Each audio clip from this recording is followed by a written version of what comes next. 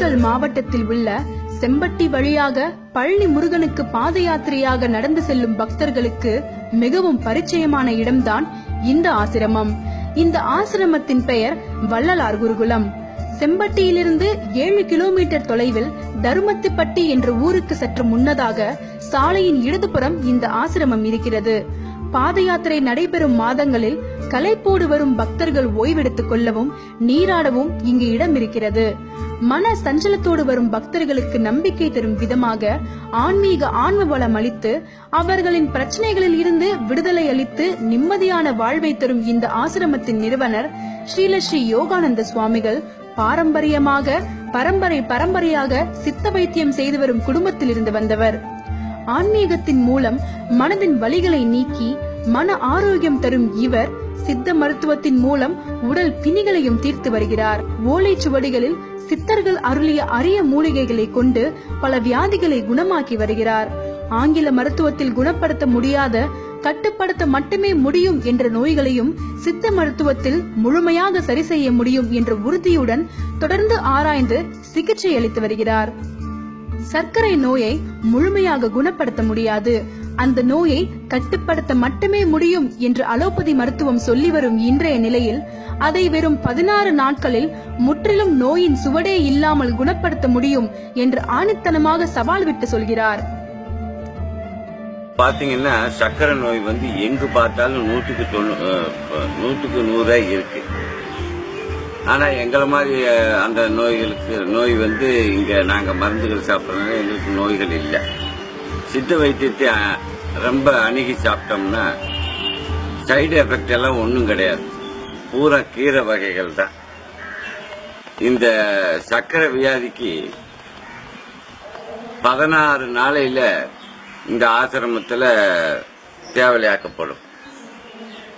சித்த வைத்தியத்தில் எடுத்துக்கிட்டோம்னா வாதம், பித்தம், கபம் இந்த 3ம் நிலை குலைந்து போவதால் பிளட் சர்க்குலேஷன் சரியா இல்லை. பிளட் சரியா இல்லைன்னு உடனே பித்தம் வேலை செய்யாம போயிடுது. கபம் கூடுது. கபம் கூடும்போது மற்ற உறுப்புகள் பழுதடையப்படுகிறது. கணையம் சுரக்காமல் போகிறது. இந்த கணையம் சுரக்காதனால முதல்ல வெறும் பவுடர்களும் அதுகளும் சாப்பிட்றதுல புண்ணியம் இல்லை. வெறும் வகுத்துல கீவா நெல்லி, அருகு, சங்கந்தலை, வேளம்பூ இப்பேற்பட்ட பூவுல கஷாயமா காய்ச்சி காலையில வெறும் வகுத்துல ஒரு டம்ளர் சாப்பிட்டுட்டு ஒரு டம்ளர் சாப்பிட்டு புளிச்ச தண்ணியில தான் சாப்பிடணும். சாப்பிட்டுட்டு அப்புறம் கடைச்சரக்குகளை நாங்க ஒரு 42 கடைச்சரக்கு 2 மூலிகையும் போட்டு ஒரு சூரணம் தயார் பண்ணியிருப்போம். அந்த சூரணத்தை 16 நாள் சாப்பிட்டாலே சுகருங்கிறது அறவே இல்லாமல் போய்விடும். என்னடா உலக நாடே வந்து அலோபதியில சுகரை கட்டுப்படுத்தத்தான் முடியும், அதை தீர்க்க முடியாதுன்னு சொல்றாங்க.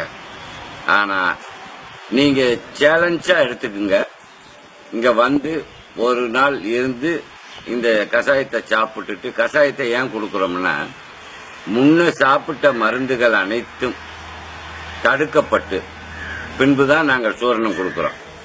ஏன்னா 10 வருஷம் 5 வருஷம் நீங்க சுகருக்கு மாத்திரை சாப்பிட்டு பிளட்டை கியூர் பண்றேன்னு சொல்லிட்டு பிளட்ல இருக்கக்கூடிய சத்தெல்லாம் போய் நோய்வாய் ரொம்ப பட்டு நடக்க முடியாம கண் பார்வை இழந்து அலையக்கூடிய சூழ்நிலைகள் வந்து இந்த மாத்திரைக்கு எப்படித்தான் போனாலும் அலோபதியில குணமானதாக தெரியவில்லை. இப்ப நம்ம சித்த வைத்தியத்தில் எடுத்துக்கங்க, தீராத நோயை கூட தீர்க்கலாம். அதுக்கு மருத்துவருடைய அறிவும் ஆற்றலும் தான் தேவை.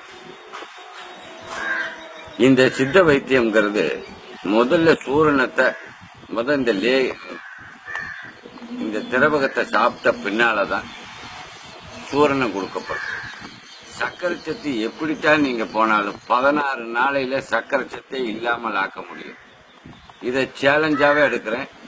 எல்லாரும் வந்து பார்த்து இது பண்ணுங்க. இதுல மருந்துக்குரிய காசு மட்டும்தான் நாங்க காஸ்ட்லி வாங்குறோம். இது வந்து ஒரு சேவையா இந்த ஆசிரமத்துல செய்யறோம்.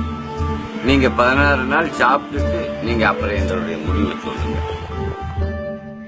இந்த வீடியோ உங்களுக்கு பிடிச்சிருந்ததுன்னா லைக் பண்ணுங்க, ரொம்ப பிடிச்சதுன்னா ஷேர் பண்ணுங்க. சேனலோட உடனடி அப்டேட்களை பெறுறதுக்கு உங்க யூடியூப் ஆப்ல இருக்கிற சகப்பு கலர் பெல் ஐகானை கிளிக் பண்ணி உடனே சப்ஸ்கிரைப் பண்ணுங்க.